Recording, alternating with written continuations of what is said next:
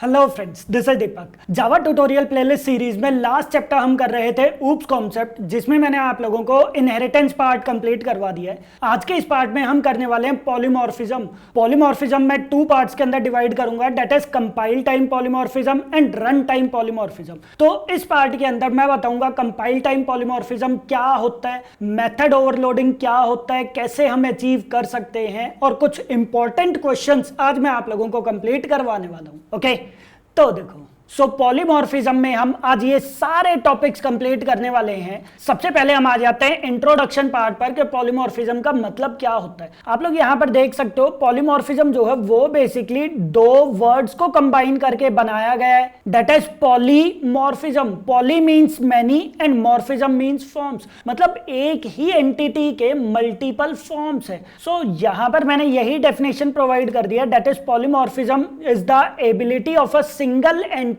वो एंटिटी कुछ भी हो सकती है, वो मेथड हो सकता है, वो ऑब्जेक्ट हो सकता है, वो ऑपरेटर हो सकता है। तो एक ही एंटिटी अगर मल्टीपल वेज से बिहेव करता है, that is known as polymorphism. So poly means many, morphism means forms. तो एक ही एंटिटी के अगर मल्टीपल फॉर्म्स है, that is known as polymorphism. Simple है, राइट? इसको आप रियल वर्ल्ड एग्जांपल के थ्रू समझो, जैसे वाटर।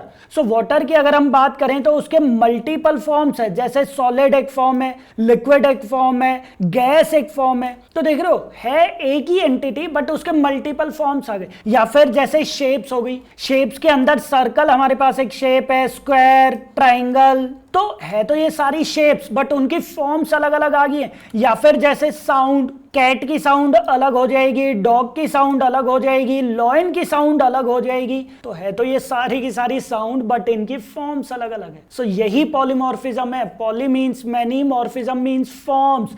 तो पॉलीमॉर्फिज्म के केस में हमारे पास एक ही सिंगल एंटिटी की मल्टीपल फॉर्म्स होने लग जाती हैं। और अगर हम जावा की बात करें तो यहां हम ज्यादातर बात करेंगे मेथड से रिलेटेड। सो मेथड्स के कॉरस्पॉन्डिंग ही हम यहां पर पॉलीमॉर्फिज्म पढ़ने वाले हैं। मींस के मेथड एक ही रहेगा, मेथड का नेम एक ही रहेगा बट उसकी फॉर्म्स अलग अलग आ जाएंगी। कैसे, हम अभी थोड़ी देर में डिस्कस करते हैं। अब हम बात करते हैं पॉलीमॉर्फिज्म कितने टाइप्स के होते हैं। सो यहां पर आप लोग देख सकते हो पॉलीमॉर्फिज्म टू टाइप्स के हैं, that is compile time polymorphism and run time polymorphism.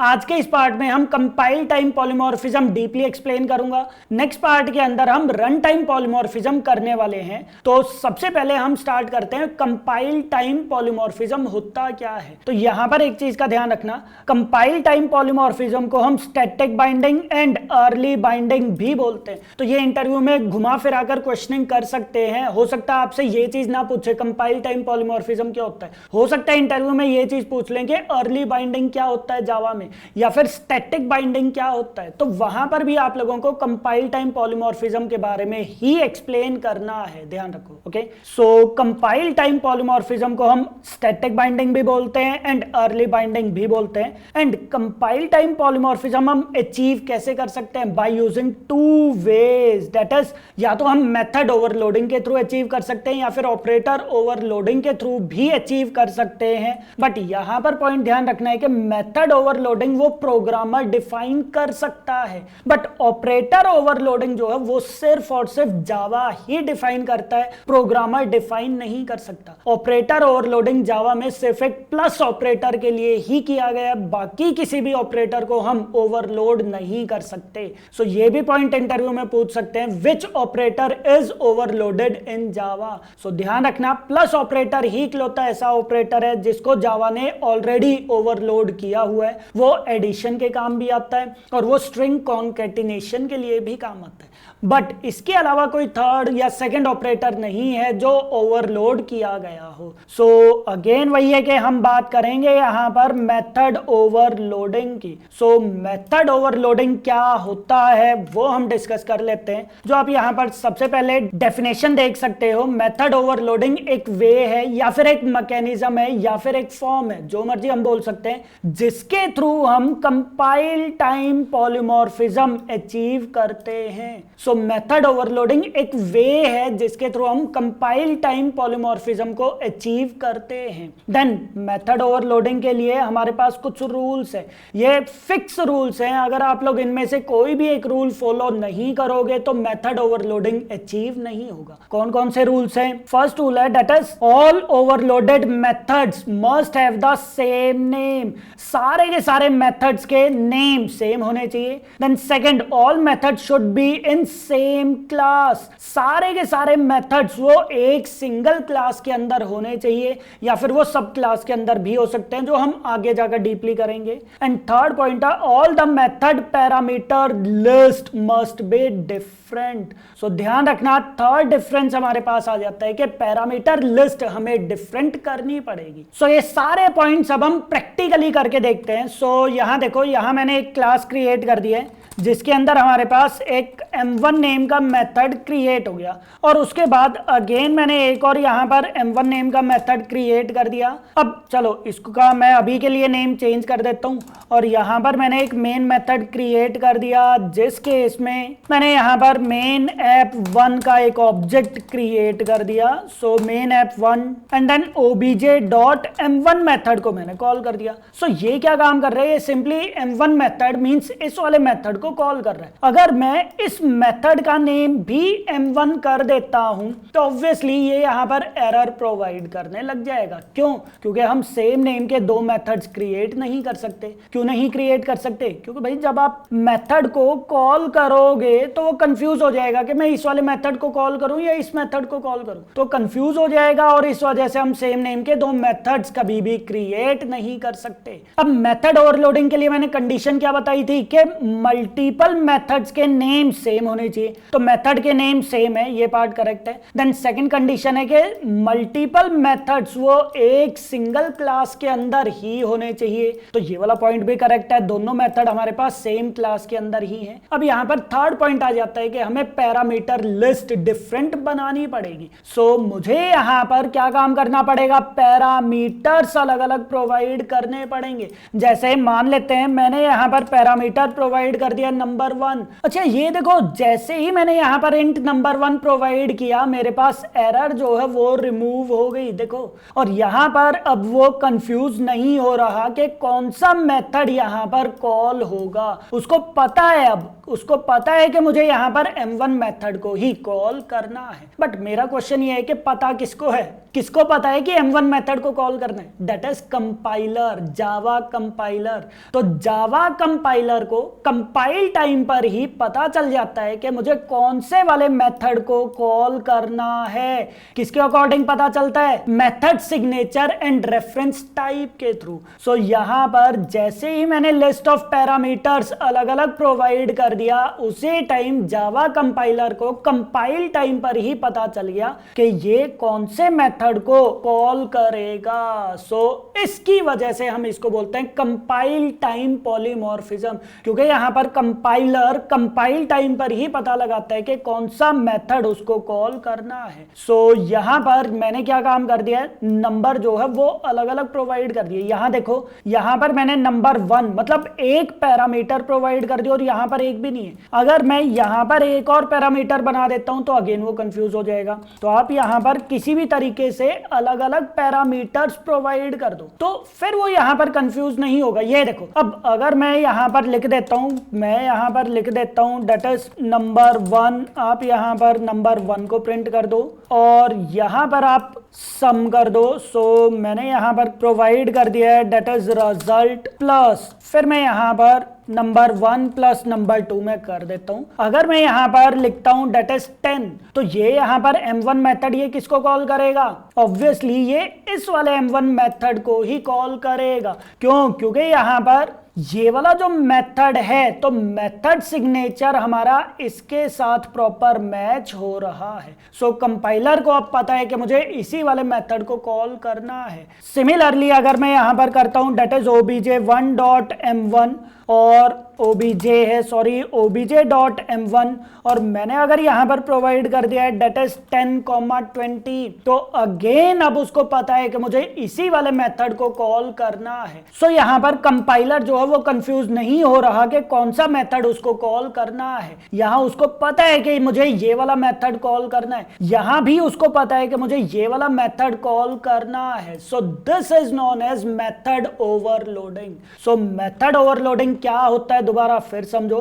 Method overloading हम तब अचीव करते हैं जब हमारे पास मल्टीपल मेथड्स के नेम सेम होंगे। डेट मीन्स के यहां पर हमारे पास नेम जो है वो सेम है, that is m1 and m1। Second point के दोनों मेथड्स हमारे पास सेम क्लास के अंदर है, that is main app class के अंदर है। एंड थर्ड पॉइंट के हमारे पास लिस्ट ऑफ पैरामीटर्स डिफरेंट होने चाहिए। तो यहां देखो, यहां पर हमारे पास एक पैरामीटर था, जबकि यहां पर हमारे पास दो पैरामीटर है। ये दोनों मेथड्स हमारे पास मेथड ओवरलोड हो जाए। This is known as method overloading concept. और जब भी हम मेन मेथड से मेथड को कॉल करेंगे तो वो यहां पर कंफ्यूज नहीं होगा, क्योंकि उसको पता है कि मुझे ये वाला जो मेथड है ये वाला मेथड मुझे कॉल करना है। सिमिलरली यहां पर भी उसको पता है कि मुझे इस मेथड को जब मैंने कॉल किया है तो वो इस वाले मेथड को कॉल करेगा। सो यहां पर कंपाइलर कंफ्यूज नहीं होगा और आप लोगों का प्रोग्राम सक्सेसफुली एग्जीक्यूट कर जाएगा। इस चीज को हम लोग बोलते हैं that is method overloading. Okay, so ये तो था हमारे पास फर्स्ट पार्ट के मेथड ओवरलोडिंग के केस में हमने नंबर ऑफ पैरामीटर जो है वो डिफरेंट कर दिए। देन नेक्स्ट पार्ट हमारे पास आता है that is type of parameter. आप चाहो तो नंबर ऑफ पैरामीटर डिफरेंट करने की जगह पर उनका टाइप भी अलग अलग कर सकते हो। कैसे? यहां देखो, मैं सेम प्रोग्राम कॉपी पेस्ट कर देता हूं। तो यहां देखो, यहां मेरे पास इंटीजर है और यहां पर भी मेरे पास एक ही इंटीजर वैल्यू है। तो यहां देखो ऑब्वियसली वो क्या होगा, वो यहां पर कंफ्यूज हो जाएगा। बट अगर मैं यहां पर टाइप ही चेंज कर देता हूं, मान लेते हैं मैंने यहां पर प्रोवाइड कर दिया है डेटा स्ट्रिंग str1 और यहां पर मैं प्रोवाइड कर देता हूं अगेन str1। सो स्ट्रिंग आप यहां पर प्रोवाइड कर दो। तो यहां पर अब अगर आप चेक करोगे तो अगेन वो कंफ्यूज नहीं होगा। क्यों? क्योंकि मैंने यहां पर टाइप अलग अलग प्रोवाइड कर दिया। एक मेथड के अंदर मेरे पास इंटीजर टाइप है, दूसरे मेथड के अंदर मेरे पास स्ट्रिंग टाइप है। सो मेरे पास अलग अलग टाइप आ गया। अगर मैं इंटीजर वैल्यू प्रोवाइड करूंगा तो ऑब्वियसली वो इसी वाले मेथड को कॉल करेगा। अगर मैं यहां पर कोई दूसरा टाइप प्रोवाइड कर देता हूं तो फिर वो इस वाले मेथड को कॉल करेगा। सो अगेन हम मेथड ओवरलोडिंग अचीव कर सकते हैं बाई चेंजिंग द टाइप या फिर by providing the different type of parameter. अगर हम यहां पर टाइप चेंज कर देते हैं तो अगेन वो यहां पर कंफ्यूज नहीं होगा कि मुझे कौन सा मेथड कॉल करना है। सो ये भी अगेन कॉन्सेप्ट है मेथड ओवरलोडिंग का। एंड देन थर्ड पार्ट भी हमारे पास आ जाता है that is order of parameter. That means कि मैं पैरामीटर्स का ऑर्डर भी चेंज कर सकता हूं।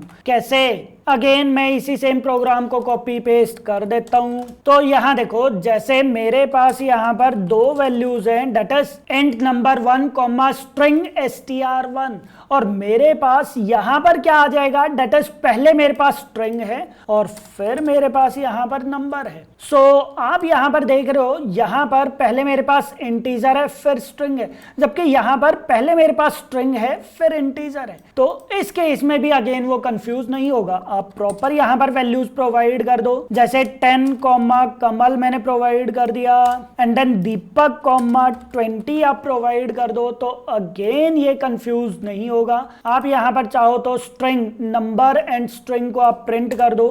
सो नंबर एंड स्ट्रिंग को मैंने प्रोवाइड कर दिया। सेम टू सेम मैं यहां पर भी पहले मैं स्ट्रिंग को प्रोवाइड कर देता हूं या फिर प्रिंट कर देता हूं एंड देन मैं यहां पर नंबर को प्रिंट कर दूंगा। सो रन करोगे अगर आप तो अगेन वो यहां पर प्रॉपर आउटपुट प्रोवाइड कर देगा। डेट मीन्स के हमारे पास अब की बार ये कंफ्यूज नहीं हुआ कि कौन सा मेथड उसको कॉल करना है। तो यहां पर आप लोगों को ये भी चीज का ध्यान रखना है कि हम ऑर्डर को चेंज करके भी मेथड मेथड ओवरलोडिंग अचीव कर सकते हैं। सो ये तीनों पॉइंट्स आप लोगों को ध्यान रखने हैं कि मेथड ओवरलोडिंग के केस में हम लोगों को मेथड्स के नेम सेम प्रोवाइड करने हैं, मल्टीपल मेथड्स, जरूरी नहीं है कि 2 ही मेथड होंगे, हो सकता है यहां पर इससे ज्यादा मेथड्स भी हो। जैसे मेरे पास सिंपल m1 नेम का मेथड है और मैंने यहां पर सिंपल लिख दिया है दैट इज हेलो।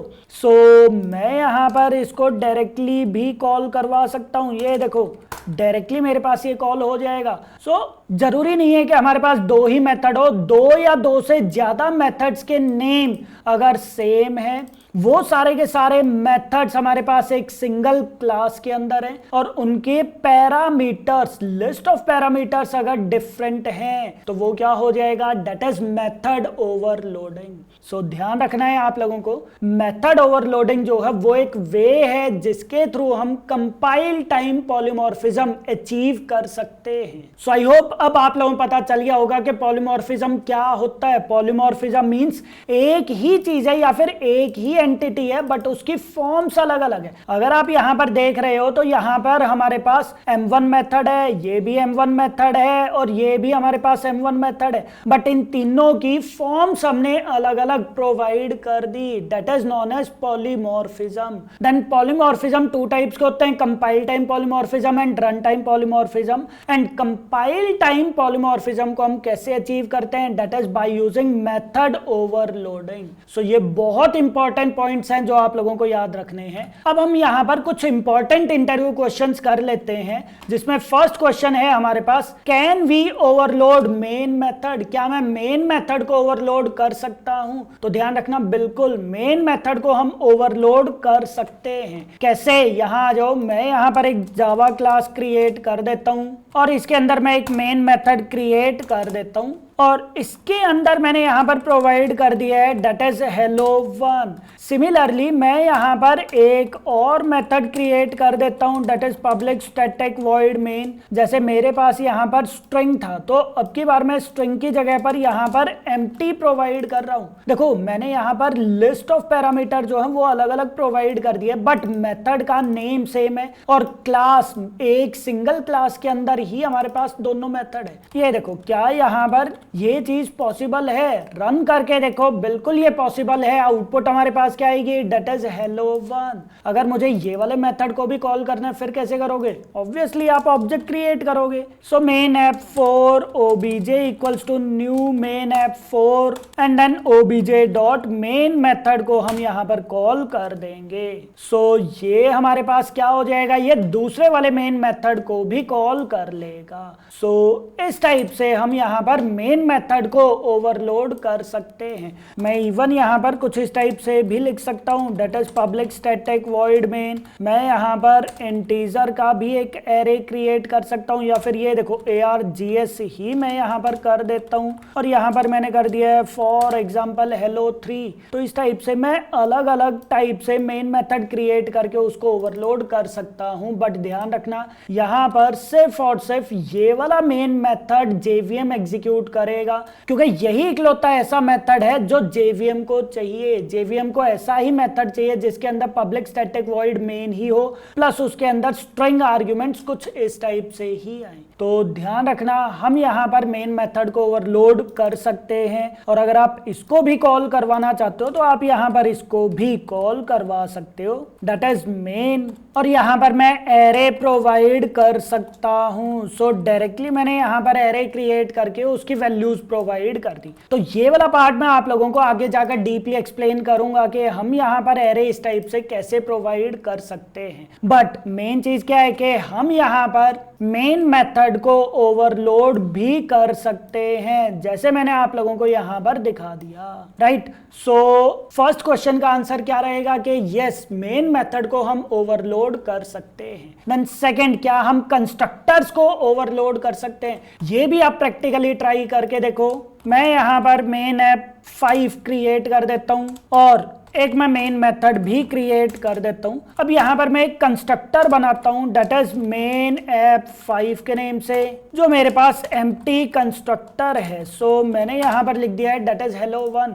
अब सेम टू सेम मैं यहां पर मेन ऐप 5 एक और कंस्ट्रक्टर क्रिएट कर देता हूं, बट मुझे यहां पर इसके लिस्ट ऑफ पैरामीटर्स अलग प्रोवाइड करने पड़ेंगे। सो यहां पर मैंने प्रोवाइड कर दिया है इंट नंबर और यहां पर मैंने लिख दिया है डेट इज हेलो के बाद मैंने नंबर प्रिंट कर दिया। सो देख रहे हो मैंने यहां पर कंस्ट्रक्टर को भी ओवरलोड कर दिया क्योंकि सेम नेम है, दोनों कंस्ट्रक्टर हमारे पास एक सिंगल क्लास के अंदर है, बट लिस्ट ऑफ पैरामीटर्स जो है वो डिफरेंट है। अब अगर आप यहां पर इसको कॉल करना चाहते हो तो आप कैसे कॉल करोगे? आप चाहो तो डायरेक्टली यहां पर मेन ऐप 5 लिख सकते हो, तो ये फर्स्ट वाले कंस्ट्रक्टर को कॉल कर लेगा। और अगर मैं यहां पर करता हूं that is main app 5 10 value मैंने प्रोवाइड कर दी, फिर ये सेकंड वाले कंस्ट्रक्टर को कॉल करने लग जाएगा। सो ये हमारे पास आउटपुट आ जाएगी। तो यहां पर इस क्वेश्चन का आंसर क्या रहेगा? क्या हम कंस्ट्रक्टर को ओवरलोड कर सकते हैं? तो इसका आंसर है यस, हम कंस्ट्रक्टर को